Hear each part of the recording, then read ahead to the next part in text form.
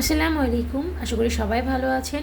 অনেক দিন ধরে আপনাদের সাথে আমার কোনো ভিডিও শেয়ার করা হচ্ছে না, তো ভাবলাম আমার এই ভিডিও ব্লগটা আপনাদের সাথে শেয়ার করি। আর আমি কিছুদিন বাসায় আছি, কোথাও বের হচ্ছি না, তাই আপনাদের সাথে আসলে কিছু শেয়ার করা হচ্ছে না। তো ঈদ তো চলেই এসেছে। আমরা যারা বাচ্চার মা যারা আছি তারা তো সবাই ব্যস্ত হয়ে যাব বাচ্চাদের জন্য কেনাকাটা করা বা আত্মীয় স্বজন প্রিয়জনদেরকে গিফট দেওয়ার। তো আমি যাকে নিয়ে এসেছি উনি হচ্ছে আমাদের বাসার হেল্পিং হ্যান্ড। ওনার মেয়ের জন্য একটা লেহেঙ্গা কিনতে, তো খালা বলেছিল যে আমাকে নিয়ে যাবে।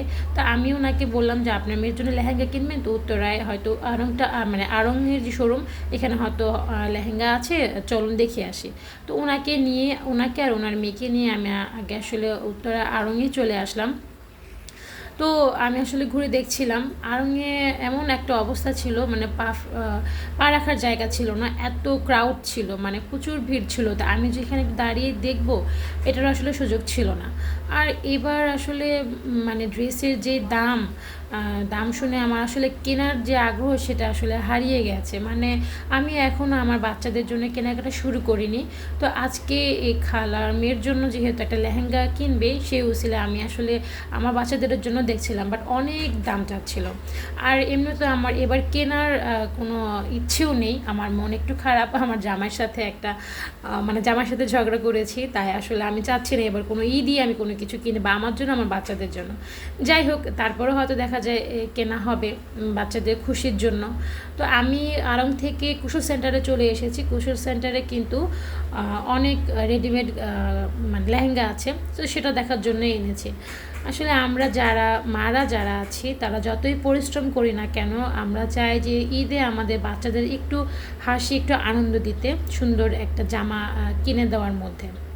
তো আমি দেখলাম যে খালা চাচ্ছিল ওনার মেয়েকে দামি একটা লেহেঙ্গা কিনে দিতে। তো দামি বলতে ওনার হয়তো, যেহেতু উনি কাজ করে, সেক্ষেত্রে ওনার বাজেট হয়তো 3 এরকম হবে। তবে ব্যবসায়ী ভাইরা তার বাজেটের থেকেও বেশি চাচ্ছে। আসলে খেটে খাওয়া মানুষদের জন্য কিন্তু এই 3,000 টাকাও কিন্তু অনেক। তারপরও তারা চাচ্ছে একটু কষ্ট করে হলেও তার মেয়ের মুখে যেন হাসি ফোটাতে। আর আমরা যারা মেয়ের মা আছি তারা তো মেয়েদেরকে একদম পরীর মতো দেখতে চাই, তাই চাই যে ড্রেস দামি হলেও কি আমি আমার মেয়েকে এটা কিনেই দিব। তো সে খালার কাজের মানুষ হোক বা আমাদের মতোই মানুষ হোক না কেন। তো এই জিনিসটা আসলে ব্যবসায়ী ভাইরা বোঝে না, যারা বিজনেস করে তারা আসলে দাম চেয়ে বসে, এটা বোঝে না যে এমন প্রাইসটা রাখি যেটা সবার ক্ষেত্রে এফোর্ড করা সম্ভব।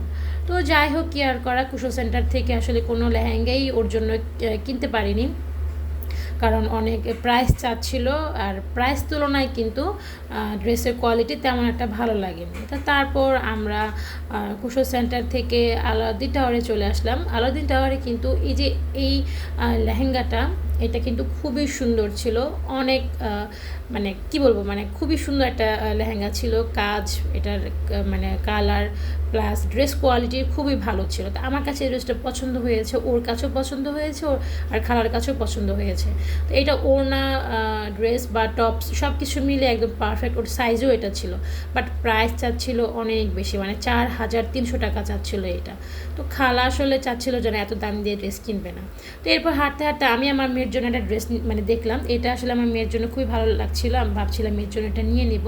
তো যাই হোক, আমি কিন্তু আর এটা নিইনি, হয়তো নেক্সটে গেলে আমি এই ড্রেসটা নিতে পারি মেয়ের জন্য। তো এই যে আমার একটা অন্যরকম একটা অভিজ্ঞতা আপনাদের সাথে শেয়ার করলাম। কেমন লাগলো অবশ্যই কমেন্ট করে জানাবেন। আল্লাহ হাফিজ।